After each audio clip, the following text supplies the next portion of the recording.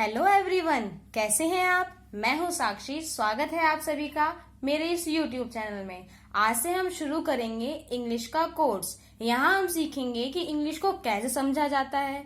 ये चैनल एक ऐसी किताब की तरह है जिसे आप जितना देखोगे उतना सीखोगे। अब यदि आप चाहते हैं कि आपके बच्चे इंग्लिश को रीड करने के साथ साथ उसका मीनिंग भी समझें, तो इन इंग्लिश की वीडियोस को पूरा देखें। हर एक बच्चे के लिए जरूरी होता है कि जो भी वो पढ़ रहा है उसे उन इंग्लिश के वर्ड्स का मीनिंग पता हो। तो आइए आज हम कुछ ऐसे वर्ड सीखते हैं जिनसे सेंटेंस की शुरुआत होती है। देखिए यहाँ पर क्या लिखा है मैंने, इम्पोर्टेंट वर्ड्स। इम्पोर्टेंट वर्ड्स में सबसे पहले कौन सा वर्ड है, आई। क्या लिखा है यहाँ पे, आई। आई का मीनिंग क्या होता है, मैं। इसी तरीके से आगे वी। वी का मीनिंग क्या होता है, हम। यू। यू माने क्या होता है, तुम। दे। दे माने क्या होता है, वे। ही। ही माने क्या होता है, वह।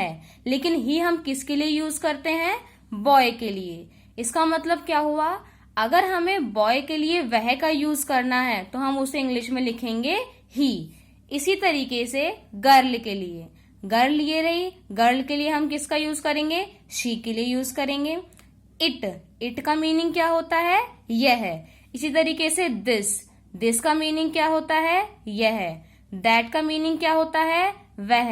दीज मीन्स ये, दोज मीन्स वे, देयर मीन्स वहां। ये बहुत ही इंपॉर्टेंट वर्ड्स हैं जो बच्चों को याद होना जरूरी है। आप इन वर्ड्स को बच्चों को याद कराइए। वर्ड्स की मीनिंग पता होने पर बच्चा आसानी से इंग्लिश को समझ पाता है। जैसे मैंने एक एग्जाम्पल लिया, दे आर डिसऑनेस्ट। अब यहाँ पर अगर बच्चे को तीनों का मीनिंग पता होगा तो वो इस सेंटेंस को आसानी से समझ सकेगा। अब इस सेंटेंस में सबसे पहले क्या लिखा है, दे। दे का मीनिंग क्या होता है, वे। आर का मीनिंग क्या होता है, हैं। और डिसऑनेस्ट का मीनिंग क्या होता है, बेईमान।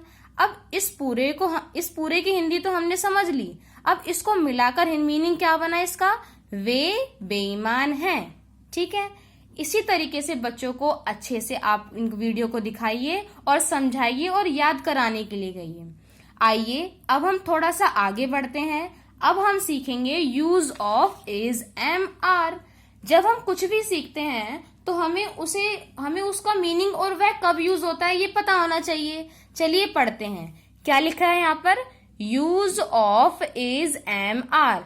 इसका हिंदी में मीनिंग क्या होता है, हिंदी में इज को कहते हैं, एम को कहते हैं हूं, आर को कहते हैं हो या हैं। और ये कब यूज होता है, जब वाक्य के अंत में हैं, हूं, हो आता है तो वहां इज, एम, आर का प्रयोग होता है। ये तो आप सभी को पता होगा। इंग्लिश में कैसे, they are used to describe the state, feeling और कंडीशन। ठीक है, अब हमें ये तो पता चल गया कि भैया कि इनका इंग्लिश मीनिंग, हिंदी मीनिंग क्या है, ये कब यूज होते हैं। इसी तरीके से हमें ये पता होना चाहिए बच्चों को कि हमें जो सेंटेंस बनाना है वो कैसे बनाना है। और सेंटेंस बनाने के लिए हमें क्या पता होना चाहिए बच्चों को, वर्ड ऑर्डर पता होना चाहिए। वर्ड ऑर्डर का क्या मतलब होता है कि कोई भी सेंटेंस जब हम बनाते हैं उनमें से कौन सा वर्ड हमें पहले लिखना है, उसके बाद कौन सा वर्ड लिखना है और फिर उसके बाद कौन सा वर्ड लिखना है। वर्ड ऑर्डर में सबसे पहले क्या आता है, सब्जेक्ट। क्या आता है, सब्जेक्ट। अभी इससे पहले जो हमने इंपॉर्टेंट वर्ड्स पढ़े थे वही हमारे सब्जेक्ट होते हैं जिससे सेंटेंस की शुरुआत होती है। सब्जेक्ट के बाद हम क्या यूज करेंगे, इज, एम या आर। इज, एम या आर में से कोई भी एक यूज करना है। और वो हमें कैसे पता चलेगा, वो हमें पता चलेगा सब्जेक्ट के अकॉर्डिंग। जो सब्जेक्ट दिया होगा उसके साथ किसके साथ इज यूज होगा, किसके साथ एम यूज होगा और किसके साथ आर, वो हम अभी आगे सीखेंगे। फिर एक वर्ड आता है कॉम्प्लीमेंट। अब इस कॉम्प्लीमेंट का क्या मतलब है, सब्जेक्ट और इज, एम, आर को छोड़कर जो भी बचता है वो कॉम्प्लीमेंट होता है। अब कॉम्प्लीमेंट का मतलब ये हुआ कि जिस सेंटेंस में जो हम पढ़ रहे हैं, जिसके बारे में जो बात बोली जा रही है वो हमारा कॉम्प्लीमेंट कहलाता है। अब इज, एम, आर भी दो तरीके के यूज होते हैं, एक तो टेंस में यूज होता है और एक सिंपल वे में। ये जो मैं सिखा रही हूँ आपको सिंपल तरीके से, सिंपल का मतलब जब हम किसी की क्वालिटी बताते हैं कि कोई इंसान कैसा है, वो क्या है, ठीक है, वो तब यूज होता है। जिस सेंटेंस में कोई काम नहीं होता उस सेंटेंस में हम इज एम आर का यूज करते हैं। चलिए अब देखते हैं यहाँ पर सब्जेक्ट क्या क्या होते हैं। सब्जेक्ट है I, we, you, they, he, she, it, any, name. ये हमारे सारे क्या हैं? सब्जेक्ट हैं। अब ये देखो कि इज कौन सब्जेक्ट के साथ आएगा? इज आता है he, she, it, any, singular, name.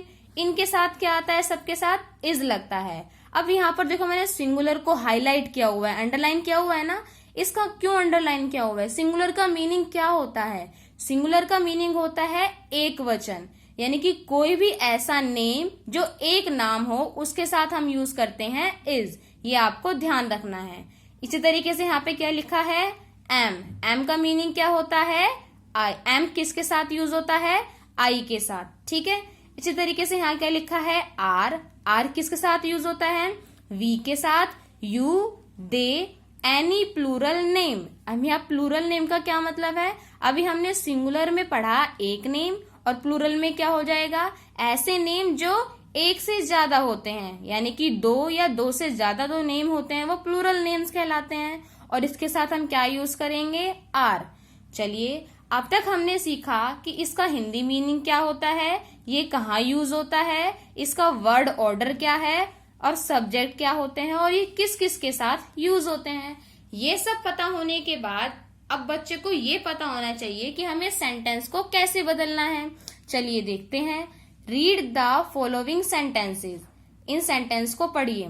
क्या लिखा है? वह मेरा दोस्त है। अब वह मेरा दोस्त है, हमने सेंटेंस पढ़ लिया। सेंटेंस पढ़ने के बाद अब बच्चे को क्या पता होना चाहिए? वर्ड ऑर्डर, कि हमें कौन सा पहले लिखना है, सब्जेक्ट कौन सा वर्ड पहले लिखना है, कौन सा बाद में।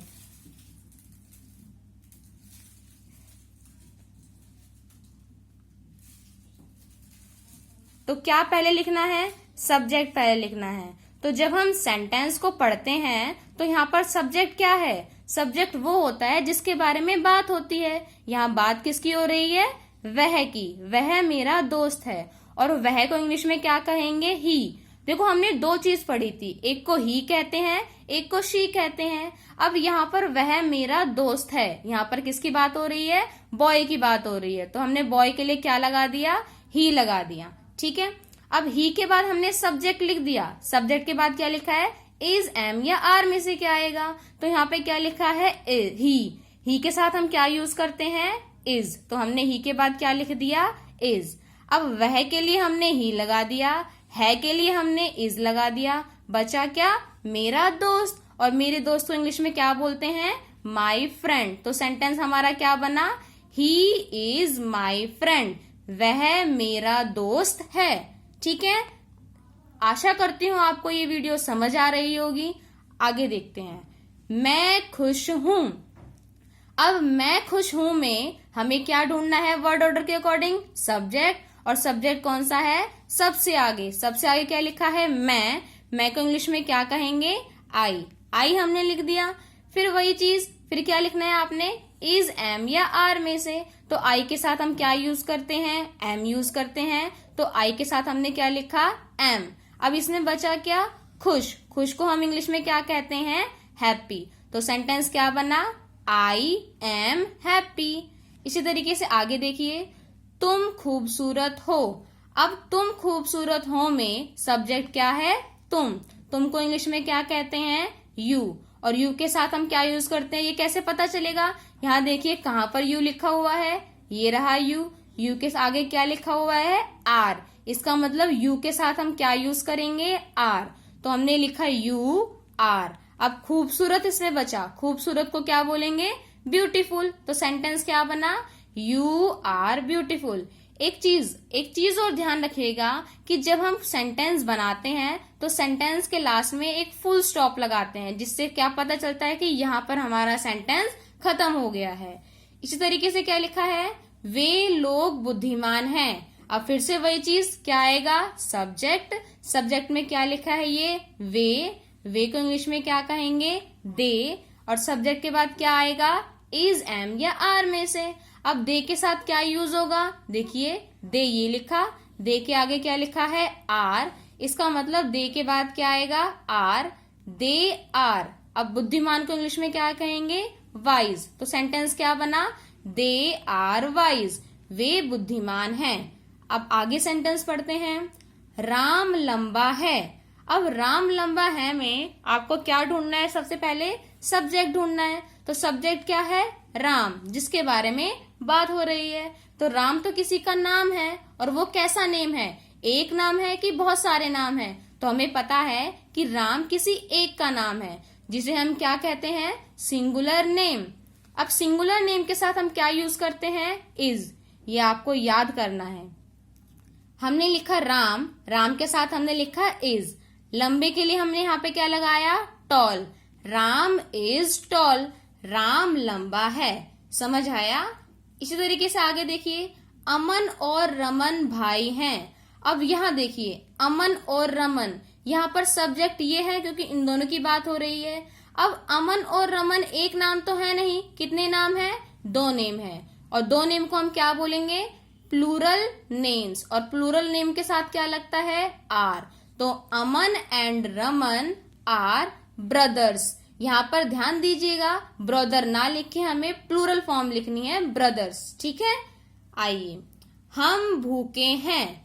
हम भूखे हैं में सब्जेक्ट क्या है, हम को इंग्लिश में क्या कहते हैं, वी के साथ हम क्या यूज करते हैं, देखिए वी ये रहा, वी के साथ हम क्या यूज करेंगे, आर। तो वी आर, भूखे को हम क्या बोलेंगे, हंगरी। तो सेंटेंस क्या बना, वी आर हंगरी, हम भूखे हैं। इसी तरीके से लास्ट सेंटेंस क्या है, मैं बहादुर हूं। मैं बहादुर हूं में आगे क्या लिखा है, आई मतलब मैं, इसके लिए हमने लगाया आई के साथ हम क्या यूज करेंगे बेटा, आई के साथ हम यूज करते हैं एम। तो आई के साथ हमने यूज किया एम, और बचा क्या इसके अंदर, बहादुर। बहादुर को इंग्लिश में क्या कहते हैं, ब्रेव। तो हमारा सेंटेंस क्या बना, आई एम ब्रेव, मैं बहादुर हूं। आशा करती हूँ कि आपको ये वीडियो, छोटी सी वीडियो मेरी समझ आई होगी, पसंद आई होगी। मैं आपसे यही चाहती हूँ कि आप मेरी इस थोड़ी सी, आपके लिए जो मैंने कोशिश की है पढ़ाने की, आप मुझे एनकरेज करोगे। आप मेरी वीडियो को प्लीज लाइक कीजिएगा, सब्सक्राइब कीजिएगा, ताकि मुझे थोड़ा सा बूस्ट मिले कि मैं आगे और वीडियोस बनाकर आपको और सिखा सकूं। Thank you so much.